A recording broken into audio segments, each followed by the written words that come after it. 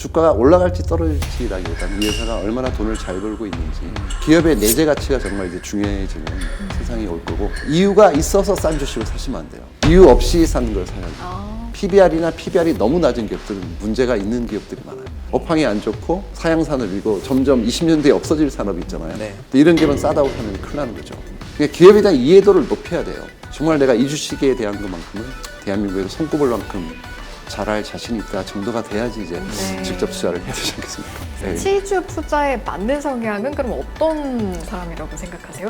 대박나기보다는 돈을 잃는 게 싫은 사람. 저인데 저예요. 아, 그러세요? 저입니다. 같이 투자를 안 한 거죠, 그러니까. 그러니까 이제 해보려고요. 안심하고 한국 주식을 이제 장기 투자해도 되는 시기가 오지 않나 싶어요. 배당소득 분리가세 특히 네. 최고 세율 27.5%로 해서 좀 시행을 하면은 저는 주가가 크게 올라갈 것 같습니다.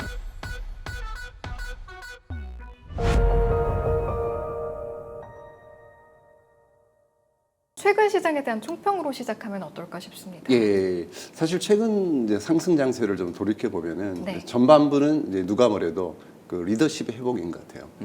작년 12월부터 6개월간의 전국 공백기를 거치면서 뭐 말도 안 될 정도로 극심하게 저평가가 됐던 한국 주식시장이 어느 정도 정상화되는 과정을 겪었고 중반부에 들어서면서 이제 정부의 강력한 경기 부양 의지라든지 자본시장 선진화 정책, 활성화 정책, 또한 이제 정상화 정책 이런 것들이 이제 적극적으로 반영되면서 뭐 상법 개정 같은 게 또 반영이 되면서 주가가 크게 올랐었고요. 네. 이제 최근 상황을 보면은 이제 잘 아시겠지만은 그 세제 개편안이 예. 발표가 되면서 좀 실망한 이제 그러니까요. 매물들이 나오면서 네. 시장이 좀 주춤거리고 있고 그래서 지금 좀 횡보 장세를 보이고 있는데 당분간 뭐 이 문제 해결될 때까지는 이러한 국민이 좀 이어지지 않을까 보고 있습니다.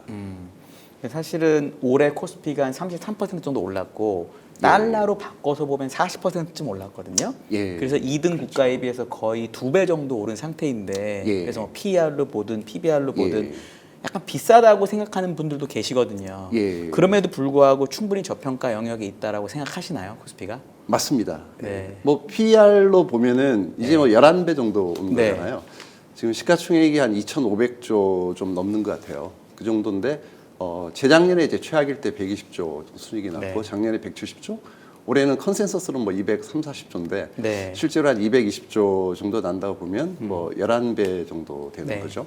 근데 아시다시피 이머징이 뭐 13배, 뭐 네. 중국도 그렇고 13배, 4배고 네. 대만이나 일본 같은 국가들이 한 16배 정도 되지 않습니까? 네. 그래서 경쟁국가 수준까지 가려면 사실 50% 정도 여력은 남아있다고 보고 PBR로 놓고 봐도 네. 0.8이었던 게 지금 1.0 정도 온 거고 네. 뭐 여타 경쟁 국가들은 최소 1.5에서 1.6배, 뭐 미국처럼 4배 이렇게까지는 가기 힘들어도 네. 경쟁 국가 수준까지만 가도 한 50% 정도 여력이 있는 거죠. 하지만 해결돼야 될 문제점들은 있는 거고요. 코리아 디스카운트 해결돼야 되겠죠. 네. 네. 왜냐하면 근데 PER이 한국이 낮다라는 얘기는 우리가 예. 이제 워낙 경기 민감한 주식이 많으니까 제가 예. 처음에 옛날에 너무 어릴 때 주식 배울 때는 오히려 PER이 낮을 때 한국은 조심해야 된다. 이게 예. 많이 난 거기 때문에. 예, 그리고 맞습니다. PBR이 딴 데보다 낮은 것도 ROE가 딴 데보다 훨씬 낮기 때문에 한국이 예. 낮은 거다. 예. 그런 게 해결이 되지 않으면 지금 정도의 밸류에이션이 싼 건지에 대해서 모르겠다라고 얘기하는 주장도 있었거든요. 그 맞습니다. 근데 네. 현금이 지나치게 많잖아요. 네. 주주 환원율이 낮기 때문에 네. 지나치게 많은 뭐 유유 부동산이라든지 현금이 많기 때문에 PBR이 높아지는 거고 네. 사실 현금이 반으로 줄면 PBR은 확 높아지는 수가 그렇겠죠. 있거든요. 네. 그런 문제도 있고 과거에 뭐 디스카운트 요인들은 뭐 경기에 너무 민감하다 또는 대외 의존도가 높다 이런 거였는데 지금은 그렇진 않아요. 시가총액 상위 10종목 보시면은 네. 다 반도체, 바이오, 뭐 배터리, 방산 이런 쪽으로 성장주가 포진하고 있고 네. 과거처럼 그렇게 뭐 철강, 화학 이런 비중이 높지 않습니다. 알겠습니다. 이제 주가의 어떤 추세를 본다라고 했을 때 예. 마찬가지로 시간선을 쫙 펼쳐놓고 본다라고 하면 3천선을 돌파했었을 때 2020년 초와 지금을 예. 비교한다라고 예. 했을 때 여기에 예. 대해서는 좀 어떻게 평가하고 싶은지 너무 다른 것 같아요. 그때 생각해 보면은 코로나 이후에 좀 코로나 특수가 있었고 또 전 세계가 유동성을 엄청나게 공급했을 시절이었잖아요. 유동성 장세 플러스 실적 장세적인 성격인데 예를 들면 우리가 집콕 생활하면서 해외여행을 못 가니까 이제 뭐 차 바꾸고 밥솥 바꾸고 TV 바꾸고 네. 심지어는 소파 커튼까지 인테리어까지 네, 다시 네. 하게 되면서 뭔가 좀 서비스 수요에서 이런 상품 수요로 급격히 시프트되면서 실적들이 굉장히 좋았어요. 가전업체라든지 뭐 삼성전자, 현대차 다 실적이 좋았고 또 하나 이제 변화가 생긴 거는 디지털 트랜스포메이션이잖아요. 그래서 예를 들면 제가 아시는 의사분들도 부산에 사시는데 네. 이제 세미나를 하면 서울에 사잖아요. 근데 코로나 때문에 줌으로 하기 시작했는데 맞아요. 네. 코로나가 끝나도 계속 줌으로 편하니까 이런 것들 때문에 뭐 카카오라든지 네이버 주가도 크게 올랐잖아요. 네. 그래서 그때는 좀 일종의 실적 장세 플러스 유동성 장세가 가미된 거고 지금 장세는 사실 펀더멘탈이 크게 개선된 건 없잖아요. 관세 영향 때문에 네. 실적이 오히려 좀 불안하다 이런 느낌이 드는데 그럼 왜 올랐느냐? 릴레이팅이라고 봐야 됩니다. 네. 한국 시장이 한 단계 재평가되는 그런 국면, 성격이 완전히 다르다고 봅니다. 그러면은 한국 시장이 지금까지 재평가된 걸로도 충분하지 않고 그건 결국은 예. 뭐 일본의 그 사례를 많이 참고하긴 하지만 예. 우리나라도 그런 거의 과정이라고 봐야 되기 때문에 그때랑은 완전히 다른 장기적인 그림으로 보는 게 맞다고 생각하시는 거죠. 예, 그렇습니다. 예. 일본 같은 경우는 한 10년 걸리긴 했지만 10년 걸렸죠. 우리는 일본보다는 좀 이렇게 빠르지 않습니까? 빠른 민족이죠. 예. 그 일본은 또 수출 주도 국가가 아니고 사실 내수 네. 의존도가 높은 국가고 요즘에는 뭐 대만이랑 비교해야 된다 이런 논란도 있더라고요. 네. 대만 같은 경우가 2008년도에 상속세를 50%에서 10%로 낮추고 그 다음에 4년 뒤에 배당소득 분리과세를 해서 네. 28%로 낮췄어요. 아. 그리고 주가가 한 서너 배 올라서 그 당시는 우리나라의 시가총액의 절반도 안 됐는데 지금 우리나라 훨씬 뛰어넘는 시가총액을 가지고 있고 또 TSMC 같은 그런 거대 기업이 탄생을 했는데 그럼 뭐 승계 신경 안 쓰고 경영에만 전념해서 이렇게 됐다고 주장하시는 분도 계십니다. 알겠습니다. 이제 저희가 이제 과거와 비교해 보면서 어떻게 보면 시장의 특징, 시장의 체질들이 과거와 지금 어떻게 달라져 있는가를 조금은 짚어본 것 같고요. 사실은 그 목전에 있다라고 강하게 이야기할 수 있는 여러 가지 부분들 중에 하나가 지금 예. 정부가 바뀌면서 시도되고 있는 여러 가지 정책에 대한 예. 시도 이 부분일 예. 겁니다. 예. 이제 이 이야기를 좀 더 자세히 한번 여쭤보려고 하는데 사실은 지난주 금요일에 이제 증시가 들썩 급락을 했죠. 급락을 그렇습니다. 했죠. 네, 네. 그리고 네. 여론도 좀 사나운 측면이 있었고 예. 대주주 양도세 기준 강화 논란에 대한 이제 내용을 예. 좀 여쭤보려고 하는데 예. 일단 지금 나오는 내용들을 보니까 이번 주 안에 좀 정리가 될 것 같긴 합니다만 예. 예. 그러면 의장님께 여쭤보고 싶은 예. 건 10억일 때, 그 기준선이 10억일 때와 50억일 예. 때 시장에 예. 미치는 영향이 도대체 어떻게 다른 것인가, 어느 정도 다르길래 우리 투자자들이 지금 이런 모습인지 좀 실질적으로 예. 짚어주시면 예. 좋을 것 같아요. 사실 뭐 세수에 대한 실효성은 거의 없잖아요. 그렇죠. 10억이든 50억이든 팔 거니까요. 그렇죠. 맞다. 예, 과거에 그래왔고 그런 뭐 증거물들도 있는 거거든요. 근데 아무래도 근데 매물 폭탄 차원에서는 이제 10억과 50억의 차이는 좀 큰 거고. 그리고 사실 이게 왜 중요하냐면요. 소위 소액 투자자라고 할까? 뭐 일반 투자자 중에서 사실 그렇게 전문성이 강하신 분은 많지는 않을 걸로 봐요. 사실 1% 주주나 3% 주주 이렇게 거액 투자자분들이 전문성도 많고 또 이렇게 지배주주와 그렇죠. 좀 겨룰 수 있는 그런 전문성을 가지고 있거든요. 네. 자금력도 있는 거고. 사실 1%나 3%를 가지고 있으면 할 수 있는 게 굉장히 많아요. 회계장부 열람도 되고, 그렇죠. 그러면 뭐 주주 제한도 할 수 있잖아요. 근데 소액 투자자는 그런 걸 할 수가 없습니다. 그래서 그런 어느 정도 이제 거액 전문 투자자분들이 계셔야 시장이 좀 어떤 소수 주주의 권한이 강화되는 측면이 있기 때문에 그 대주 조건은 굉장히 중요한 거고 이거를 저는 사실 50억에서 100억을 혹시 늘리지 않나 좀 기대를 했었는데 네. 너무 충격적이어가지고 낮춘다 그래서 네. 전혀 도움이 안 되고 시장 교란 요인도 됩니다. 네. 연말만 되면 주가 빠질까 두려워서 사실 10월 달만 돼도 불안해요. 그렇죠. 10월, 11월, 12월 되면 두려워서 주식도 못 사고 이렇게 되면 자꾸 단기 모멘텀 투자 문화만 육성이 되고 장기 투자 문화가 자리 잡을 수가 없어요. 굉장히 이제 시장 자본시장 선진화에 배치되는 그런 행위라고 생각됩니다. 네. 그리고 이제 사람들이 아까 들어오기 전에 잠깐 의장님과 얘기를 했는데 이 대주주 양도세에 대해서만 얘기를 많이 하지만 배당소득 이 분리과세도 좀 후퇴한 면이 있잖아요. 그렇습니다. 이게 예를 들어 예. 너무 조건도 복잡하고 그렇게 됐는데 이것도 사실 조금 기대치 대비 많이 약한 거라 시장에 예. 악영향을 줬다고 보시나요? 저는 가장 중요한 게 배당소득 분리과세인 것 같아요. 지금 논란이 되고 있는 것 중에서는 우리가 주식을 투자할 때 돈을 벌 수 있는 방법 두 가지밖에 없잖아요. 시세 차이가 아니면 배당금을 받는 건데 그렇죠. 어제 샀다 오늘 팔아도 세금이 없어요. 그렇죠. 그런데 1년 내내 투자해서 배당 5% 받았는데 종합과세 49.5%를 맞으니까 네. 이건 너무 과한 게 아닌가. 우리가 배당 투자를 하는 거는 이제 정기예금에 예금하는 것과 달리 안전자산이 아니고 위험자산이잖아요. 그렇죠. 그리고 위험을 감수하고 주식에 투자하는 것은 어느 정도 산업과 기업에 대한 좀 응원하는 측면도 있는 거기 때문에 이거를 분리과세를 안 해주는 거는 좀 합리적이지 않지 않나 싶은 생각도 들고 네. 또 하나의 문제점은 심각한 세율의 불일치가 발생합니다. 우리가 배당을 받으면은 대주주 같은 경우는 최고 세율 지방세 포함해서 49.5%지 않습니까? 근데 대주주가 주식을 팔게 되면 지방세 포함해서 27.5%입니다. 그래서 배당을 하면은 세금을 미리부터 2배씩 내고 있는 거거든요. 배당을 1원도 안 하다가 회사를 팔고 나갈 때, 엑시트하고 나갈 때는 27.5만 내면 되는데 미리 2배로 49.5를 낼 이유가 없잖아요. 이렇게 되면은 이제 세율의 불일치가 벌어지기 때문에 배당을 할 요인이 없어집니다. 그래서 코리아 디스카운트 이제 두 번째 요인이 주주 간의 이해관계 불일치잖아요. 네. 우리는 주가가 오르기를 원하는데 네. 이 세상 모든 주주들이 오르기를 원하고 일론 머스크도 테슬라 주가가 오르기를 원할 텐데 그렇죠. 우리나라는 그렇지 않은 이제 주주분들이 계신 것 네. 같아요. 주가 오르면 불편해지는 네. 아시다시피 최고 세율이 60%지 그렇죠. 않습니까? 할증까지 상속세가. 받으면. 예. 네. 근데 배당을 할수록 또 세금 2배로 내고 그렇죠. 주가가 오르면 또 세금을 더 내야 아. 되니까 이게 심각한 이제 요인이 되고 있는 거죠. 네. 그럼 배당소득 분리과세가 원래는 이제 35% 배당 성향이면 예. 그냥 분리과세 심플했는데 예. 복잡해졌잖아요. 그럼 그렇죠. 만약에 이게 35%로 하지 못하고 결국은 예. 지금처럼 복잡한 예. 채로 분리과세가 유지되면 효과가 훨씬 적을까요? 훨씬 적을 거라고 봅니다. 아, 혹시 어떤 부분이 제일 마음에 걸리세요? 그 중에 그 새로 여기- 바뀐 조건 중에 저는 일단 40%가 일단 좀 과하다 배당 성향이 생각이 들고요. 예.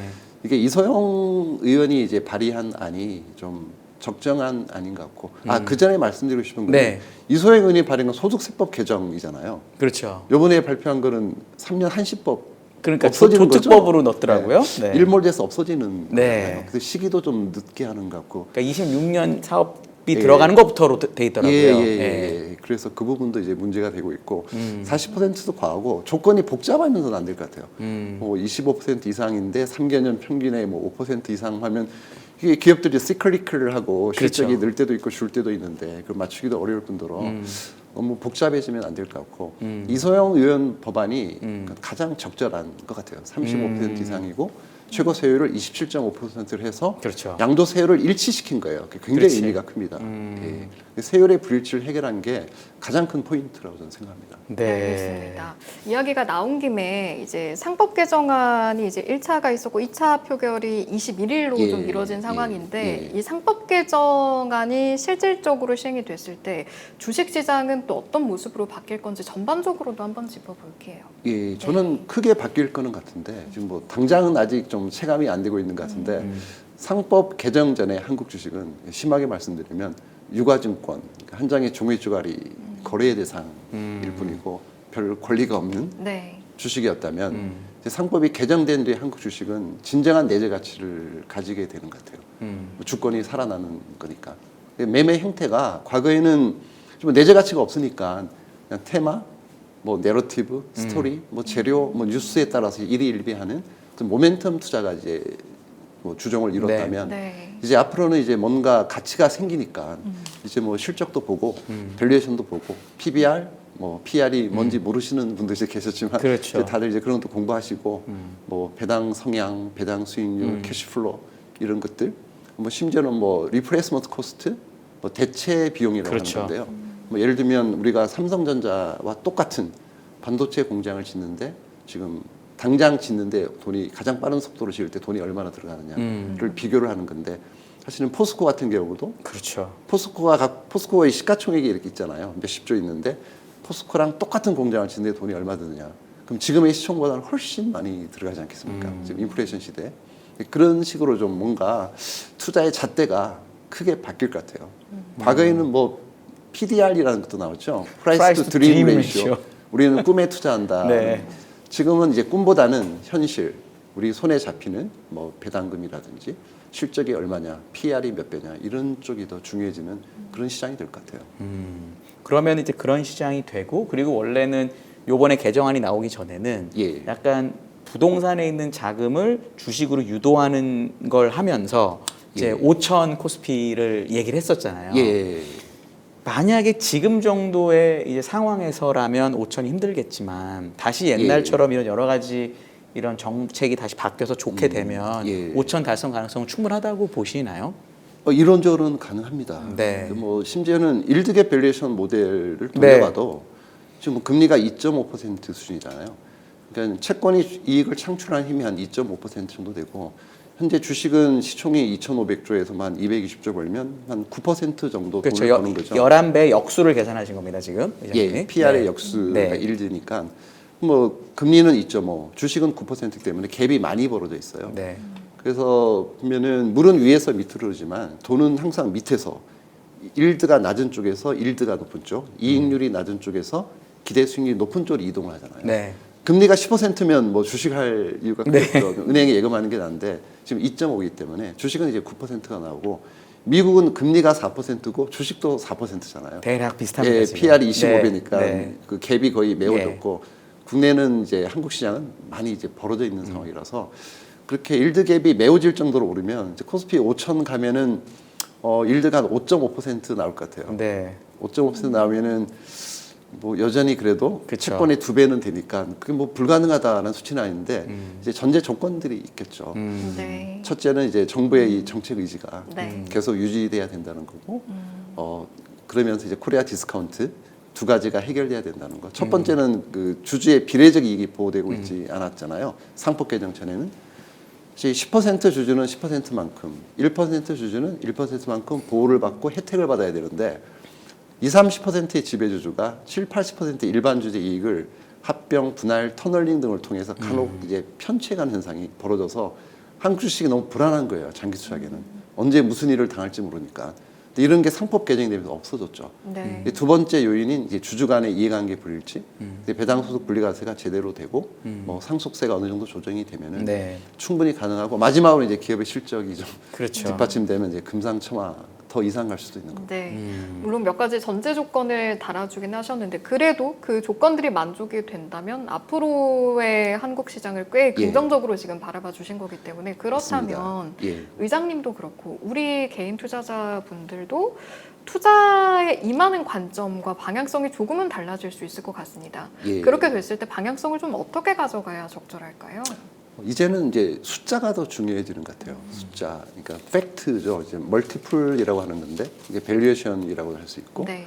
그래서 기업의 내재 가치가 정말 이제 중요해지는 그런 세상이 됐기 때문에 개별 기업을 이제 분석할 때 이제 정밀하게 이제 계산도 하시고 돈을 얼마나 버는지, 뭐 주가가 올라갈지 떨어질지라기보다는 이 회사가 얼마나 돈을 잘 벌고 있는지 그런 게 더 중요해지는 이제 세상이 올 거고. 네. 아까도 이제 말씀드렸지만 이제 스토리나 내러티브 뭐 재료에 연연하기보다는 정말 내가 관심 있는 기업이 또는 보유하고 있는 기업이 현재 얼마나 돈을 벌고 얼마나 좋은 비즈니스 모델을 가지고 이 비즈니스 모델이 얼마만큼 유지될 수 있는지 그런 부분들. 그러니까 정량적인 부분도 중요하지만은 네. 뭐 정성적인 부분도 봐야 되겠죠. 너무 네. 담백하고 좋은데요. 그렇게 되면 정말 좋겠습니다. 쉬워질 수 있어요, 투자하기가. 네. 예전에는 좀 쉬웠잖아요. 계산하면 투자할 수가 있었는데 어느 순간 10년 전부터 이게 안 먹히기 시작해가지고. 약간 심리를 읽어야 되고 재료를 해석해야 되고 이런 예, 게 어렵더라고요. 그렇습니다. 수급도 보고 이래야 되는데 네. 이제 그런 문제가 좀 많이 해결이 될 수 있을 것 같아요.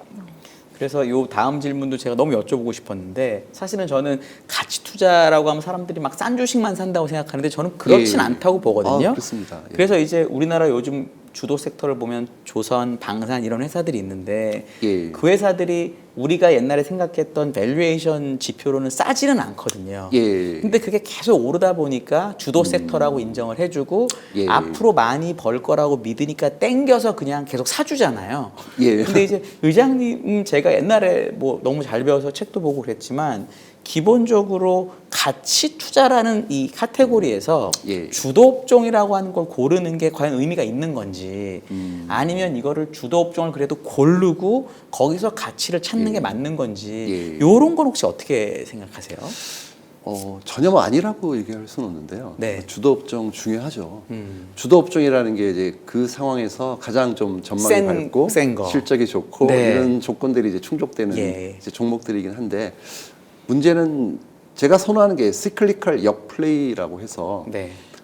아까도 한번 말씀을 네. 하셨는데 예, 이게 업황이 좋을 때는 슈퍼 사이클이 오잖아요. 그렇죠. 평소보다 이익이 10배 납니다. 그렇죠. 그래서 PER이 굉장히 낮아져요. 맞아요. PER이 낮아지는데 문제는 PBR이 높아져요. 그렇죠. 그래서 중요한 거는 주도주를 공략할 때 네. 이제 PER은 생각보다 안 낮아요. 업황이 너무 좋기 때문에. 근데 PBR을 꼭 보셔야 돼요. PBR이 뭐 8배, 10배 이렇게 가는 경우가 있어요. 네. 그러면 그걸 정당화시키려면 정말 10년, 20년 벌어야 되거든요. 그렇죠. 그렇게 번다는 이제 장담을 못 하는 거고, 업황이 좋고 이 업황이 영원히 이어질 것 같지만은 업황이 좋으면 또 증설을 하잖아요. 그렇죠. 경쟁이 심화되면서 언젠가는 그 끝이 오거든요. 근데 거꾸로 업황이 굉장히 안 좋을 때 실적이 심지어는 적자도 나잖아요. 그렇죠. 평소보다 이게 훨씬 덜 나기 때문에 PER이 엄청 높아져요. 근데 PBR이 엄청 낮아집니다. 그렇죠.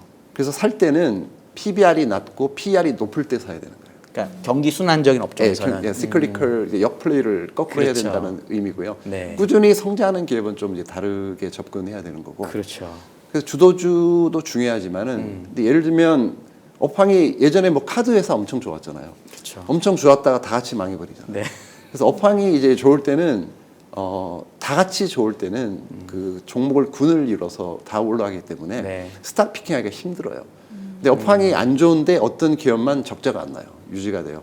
이런 기업은 업황이 좋아지면 엄청난 수혜를 받겠죠. 그런 기업을 사야 되고 업황이 좋을 때도 어떤 기업이 평균보다 더 좋아야 되겠죠. 네. 그러니까 뭔가 스스로 운명을 스스로 결정할 수 있는 비즈니스 모델 또는 차별화될 수 있는 어떤 전략이 있어야 돼요. 네. 모든 증권주가 다 오른다고 다 사면은 증권 업황이 나빠지면 다 같이 떨어질 그렇죠. 거잖아요. 근데 증권 업황이 안 좋은데 어떤 특정 증권사가 혼자 돈을 벌어요.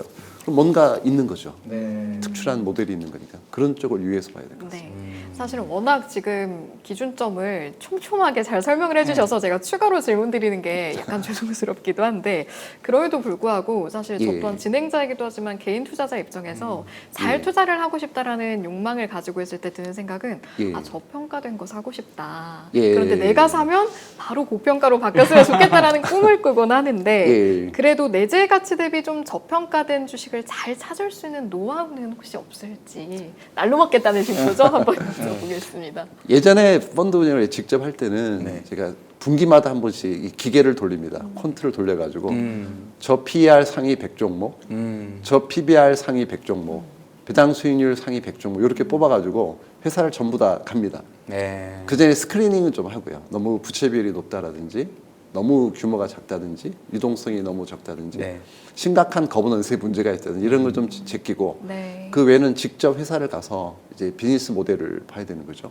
그 비즈니스 모델이 이 회사가 스스로 자기 운명을 결정할 만큼 좋은 모델을 가지고 있고 이 수명이 어느 정도 될지를 살펴보고 그러고 나서 이제 그 중에서 사면 되는 거거든요. 네. 그래서 일단은 정량 분석이 전 먼저라고 생각해요. 네. 이 기계로 돌려가지고 네, 네. 어떤 기업이 PR이 뭐 3배, 4배 이런 게 많이 좀 있어요. 근데 아까도 말씀하셨지만은 PBR이나 PBR이 너무 낮은 기업들은 문제가 있는 기업들이 많아요. 업황이 너무 안 좋거나 싼 게 이유가 있을 수 있는 네, 거죠. 이유가 있습니다. 예. 근데 이유가 있어서 싼 주식을 사시면 안 돼요. 이유 없이 산 걸 사야 됩니다. 아. 그러니까 이유가 없을 수는 없는데 네. 정당한 이유가 아닌 것. 네. 그러니까 펀더멘탈 외적인 요인이잖아요. 거래가 안 돼서 회사가 작아서 네. 뭐 레포트가 한 번도 안 나와서 외국인이 팔아서 연기금이 팔아서 일시적인 기업 실적의 악화 또는 뭐 대중의 무관심, 편견, 뭐 오해 뭐 이런 것 때문에 저평가될 때 사야 되는 거지. 네. 업황이 안 좋고 사양 산업이고 점점 20년 뒤에 없어질 산업이 있잖아요. 네. 지금은 잘 벌어요. 근데 이런 기업은 싸다고 사면 큰일 나는 거죠. 왜냐면은 그리고 원래 옛날에 책들을 보면은 소형주 효과라고 그래가지고 같이 예, 투자를 하는 예. 분들 중에서 일부러 시총 작은 것만 골라 사서 기다리면 예, 이게 더 예. 수익률이 좋다는 논문도 있고 그랬잖아요. 예, 맞습니다. 근데 말씀하신 예. 것처럼 또 너무 작은 걸 사면 예. 그럴 수가 있으니까. 그럼 예. 예를 들어 어느 정도의 시총을 그래도 예를 들어 정량을 스크리닝을 얘기하셨으니까 예. 가장 그래도 확률적으로 높다고 의장님은 보세요. 그래도 1,000억은 넘어야 될 것 같아요. 시가총 1,000억은 아. 기관 투자가는 사실은 뭐 5천억 이상 5천억이죠 보통. 예, 그 정도는 보지만은 그렇죠. 개인 투자 입장에서는 그래도 1,000억은 넘어야지 1,000억은 넘어야 최소한의 규모의 경제가 이루어질 수 있다고 생각해요. 그럼 어느 정도 이제 추렸다라고 해서 예. 이제 사실은 의장님처럼 직접 이제 하나하나 다 방문해서 비즈니스 모델을 예. 제대로 분석할 예. 수 있으면 좋은데 예. 또 일반 개인 투자자들은 그런 여건이 아주 잘 되지는 못할 수 있으니 예. 그럴 때는 어떻게 공부팀에 계속 전화를 하면 되는 겁니까? 어떻게 회사에 전화하면 요즘은 받아줍니다. 아. 예, 20년 전만 해도 제가 어떤 기업에 자꾸 전화했더니 자꾸 귀찮게 하면 배당 안 합니다. 맞아요. 쫓겨나고 탐방 갔다 네. 이랬는데 요즘은 그랬다간 큰일 나거든요. 네. 잘 응대해 주십니다. 예. 일단 부딪혀 봐라. 예, 부딪혀보고 자기가 이해하기 쉬운 산업이나 기업에 투자하시는 게 중요할 것 같아요. 애초에 그렇게 좀 예. 진입하는 게 좋겠다라는 조언이시네요. 근데 대부분 다 거꾸로 하셔가지고 예, 약사나 의사분이 IT에 투자하시고 IT 업종에 계시는 분이 꼭 바이오 사시고 이상하게 그러시더라고요. 왜냐하면 아까 얘기하신 것처럼 원래 그 탐방 같은 거의 중요성을 저도 처음에 많이 배웠는데 이제 일반인들 예. 같은 경우에는 우리나라가 되게 감사 보고서가 상당히 잘 돼 있는 편이잖아요. 사업 보고서랑. 예, 예. 그거를 보고도 충분히 투자할 수 있는 거를 저는 구할 수도 있다고 보는. 왜냐면 탐방하는 게 시간도 많고 뭐 왜냐면 IR팀에서 얘기해 주는 게 뻔할 수도 있으니까. 예, 예. 사업 보고서 활용 방안 같은 거 좀 몇 개만 팁 주시면 안 될까요? 저도 궁금해요. 왜냐면 가장 기본이 되는 서류고 예. 이거는 진실이라고 믿고 우리가 투자를 하는 거니까요. 예. 일단은. 예. 근데 저는 사업 보고서를 볼 때 이제 투자 쪽을 제일 좀 많이 볼 것 같아요. 뭘 투자하는지. 예. 방향성을 결국, 좀 보려고 하시는 결국은 건가요? 투자의 규모가 어느 정도 있는 기업들은 뭔가 잘 되고 뭐 실패한 경험을 본 적이 없는 것 같아요. 네. 업황이 좀 나쁘지 않다는 거고 자신감이 있다는 거고 현금 여력도 있다는 거니까 네. 투자 계획 같은 게 은근히 나와 있어요. 다 나와 있고 있습니다. 예, 예. 나와 있고 생각보다 자세히 설명이 돼 있어서 네. 정말 열심히 읽으시면은 많은 공부가 되고 도움이 되고 또 내가 뭐를 질문해야 될지 알 수 있다는 게 중요한 것 같아요. 네, 보고서 네, 네, 읽으면서 뭔가 궁금증이 생기실 겁니다. 그게 가장 큰 포인트인 것 같아요. 저는 다른 네. 것보다는 수치는 어차피 다 나오는 거고. 그렇지. 알겠습니다. 네. 지금 그 이제 요 얘기 조금 더 여쭤보면 내재 가치 대비 저평가된 걸 살려고 처음에 다 노력을 하거든요. 누구나 그렇게 예. 시작을 하는데 예. 보통 이제 인간이 포모를 느끼지 않습니까? 예를 들어 제가 어떤 예. 종목을 골라서 잘 샀는데 조선 막 날아가고 막 날아가면 잘 견디다가 얘를 팔고 예. 날아가는 거를 사고 싶어지는 경우가 너무 많거든요. 그렇죠. 오래 기다려야 된다라는 걸 기본적으로 깔아야 되는데 이 오래 기다려서 못 오를 수도 있지만 오를 수 있다는 믿음을 갖고 산 거잖아요. 예. 그럴 때 어떤 식의 정신 관리를 하는 게 좋은지에 대해서도 얘기를 해주시면 어떨까요? 예. 그러니까 안 팔고 버틸 수 있는 건 뭘 갖고 내가 그 자신감을 가져야 되나? 애초에 내가 왜 이 주식을 샀느냐를 돌이켜 봐야 돼요. 처음에 아이디어를 보고 그 아이디어가 변한 게 없으면은 끝까지 지켜야 되는 거고.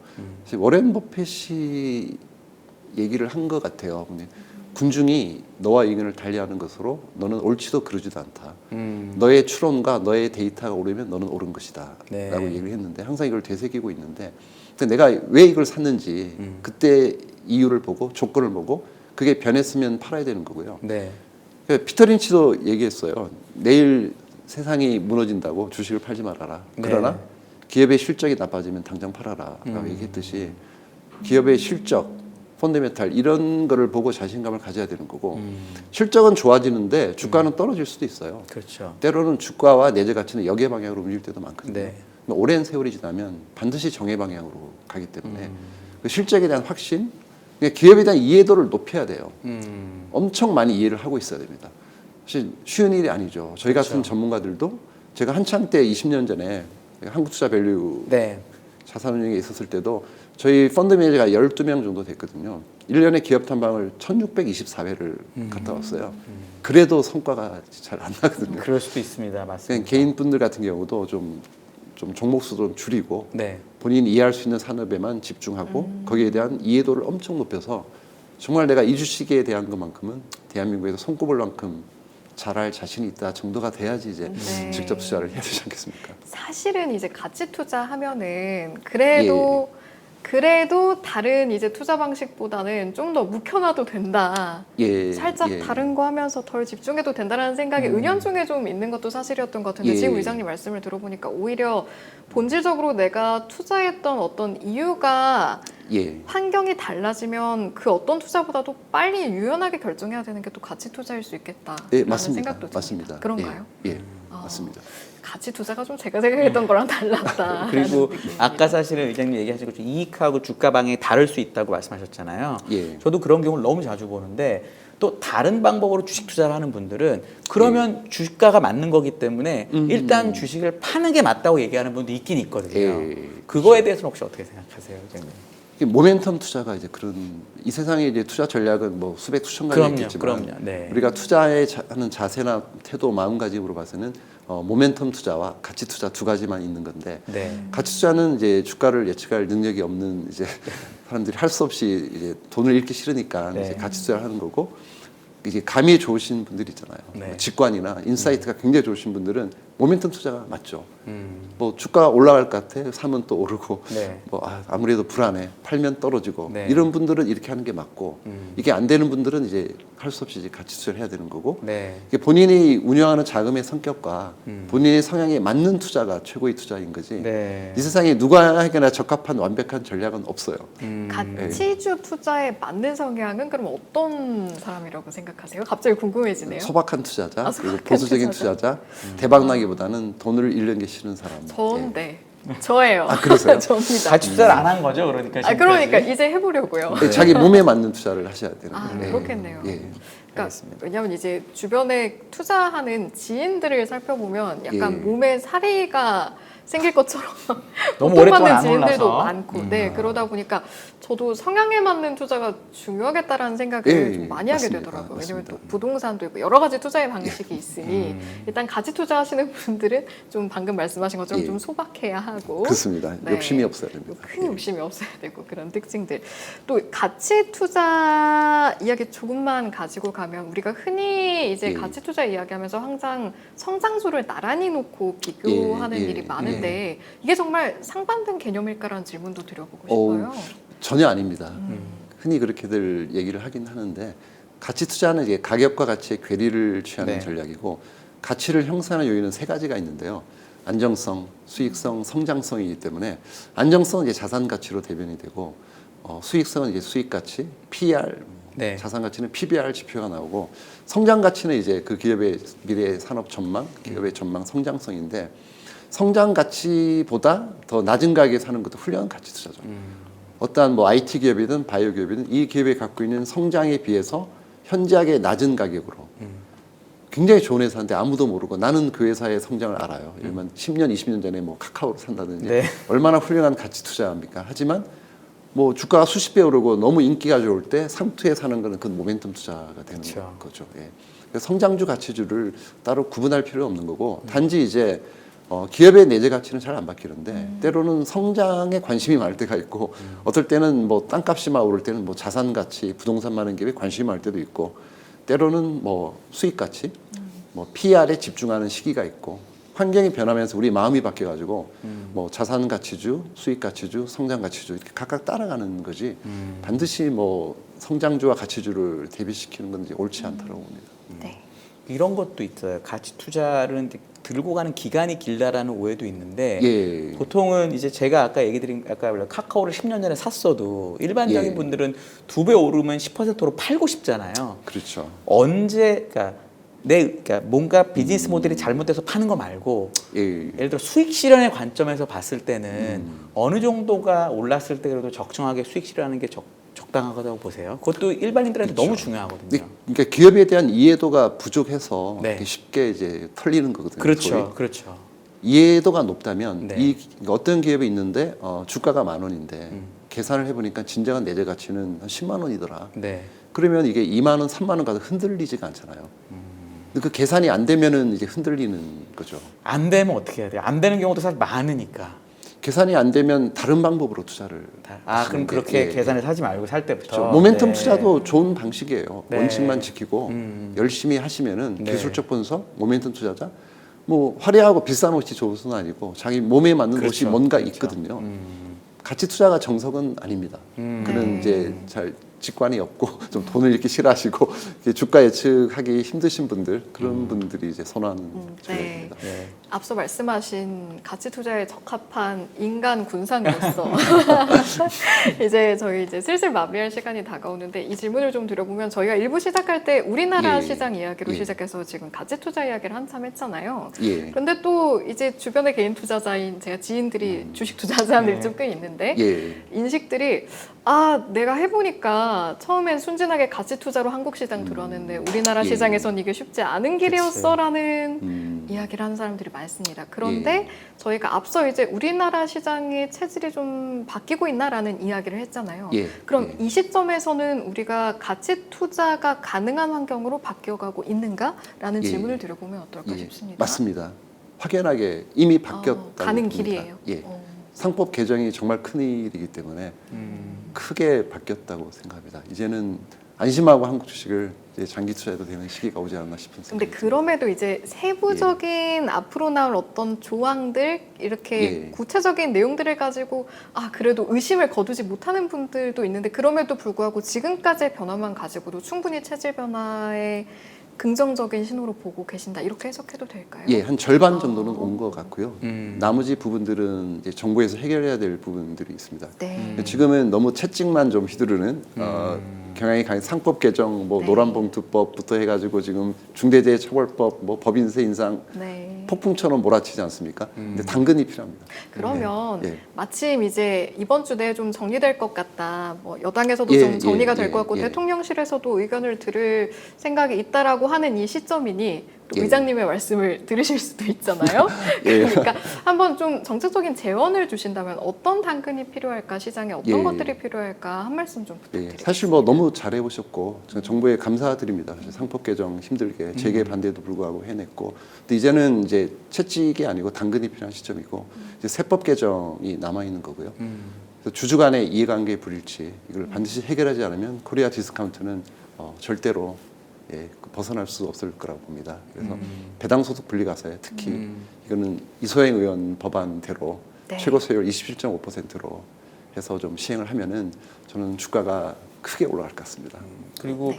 이제 그 자사주 매입하면 의무 소각하는 거에 대한 기대도 사실 많은데 예. 저는 생각해 보면 지금 갖고 있는 자사주야 의무 소각을 하게 되면 줄어서 좋은데 예. 만약 의무 소각 조항이 들어가게 되면 자사주를 사는 행위 자체가 줄 수 있다라는 예. 우려도 사실 있거든요. 그러니까 어떤 법이 무조건 다 좋은 건 아닐 텐데 예. 그런 부분을 어떻게 조화롭게 하느냐에 대한 걱정도 되게 많잖아요. 예. 어느 정도로 해주는 게 가장 시장에는 좋다라고 보세요. 무조건 다 원하는 걸 하는 게 좋진 않을 거니까. 근데 자사주 자동 소각은 그 뭐 전 당연한 것 같아요. 미국도 당연히 하고 있고 미국은 사는 순간에 법이 없어지는 아닌데도 거고, 미국은 예, 알아서 하고 있죠. 하고 있는 건데 네. 오히려 저는 기존에 보유하고 있는 자사주 강제 소각은 그건 말이 안 된다고 생각하고요. 옛날 법으로 한 거니까. 예. 그건 과거에 왜냐하면 그때는 여유가 있어서 자사주를 네. 샀는데 네. 지금은 회사가 부도달판이에요. 네. 근데 소각을 팔아서 부채를 갚아야죠. 네. 그리고 투자를 해야 될 기업도 있는 거고. 네. 그래서 주주 환원도 중요하지만 그쵸. 더 중요한 건 거버넌스고 두 네. 번째로 중요한 거는 지속 성장 가능한 비즈니스 모델이고 돈을 네. 버는 거잖아요. 예, 예, 예. 돈을 벌고 나서 쓸 데가 없다, 투자할 데가 없다. 그때 고민해야 될 게 주주 환원이지. 주주 환원이 최우선은 아니에요. 정말 중요한 건 기업들이 돈을 잘 버는 그렇죠. 게 해주는 거. 그래서 자사주도 좀 그런 맥락에서 좀 고민을 해봐야 되는 게 아닌가 싶은 생각이 들어요. 그리고 또 하나가 예. 진짜 마지막일 것 같은데 미국은 이제 M&A를 할 때 예, 지배주주 거만 사주는 경우가 없잖아요. 예, 들어 맞습니다. 밀런 머스크도 트위터 살 때 전체를 맞습니다. 다 사주고 예. 이런 식으로 하니까 예, 예. 대주주 프리미엄을 많이 안 주더라도 그렇죠. 그 가격을 정해서 예. 사니까 무조건 M&A 되면 주가가 오르잖아요. 근데 한국은 그렇습니다. 대주주 거만 예. 딱 사주는데 그렇죠. 이거를 이제 M&A 하면서 얼마까지 의무화하는 조항도 나오네 말에 말이 많잖아요. 예. 이거를 해주면 좋을 것 같은데 어떻게 저는 보세요? 가능성 같은 거? 무조건 100% 의무 공개 매수제도 도입해야 된다고 생각하는 입장이고요. 그쵸. 유럽은 법제가 돼 있고 네. 미국은 법제화까지는 안 돼 있지만 네. 뭐 태거언론 조약이 들어있든지 네. 아니면 온갖 소송을 당하기 때문에 그냥 다 그러니까 사주니까. 무조건 하더라고요, 그냥 거기는. 그래서 주가가 1달러짜리가 누가 1.5달러에 M&A 하면 즉각 1.5달러 바로 가죠. 가버리잖아요. 우리는 갔다가 다시 1년 지나면 밑으로 내려와서 뭐 자사주 사고 뭐 해가지고 슬슬 없어지는 네. 그런 국면이라서 반드시 도입을 해야 되고 네. 그래서 그 내재 가치가 3만 원인 주식이 만 원에 거래되잖아요. 이런 게 없어지겠죠. 그렇죠. 그럼 내재 가치가 3만 원인 주식은 한 2만 원에 거래되고 그렇죠. 경영권 프리미엄은 한 30%로 낮아지겠죠. 네. 지금은 우리나라 100%입니다. 맞아요. 경영권 프리미엄이 세계에서 제일 높아요. 그래서 도입을 해야 된다고 저는 생각합니다. 알겠습니다. 그거는 지금 정책에는 없는데 빨리 될 거라고는 기대하기는 좀 어렵죠. 예, 근데 계속 논의가 좀 되고 논의 되고 있죠. 예, 되고 있습니다.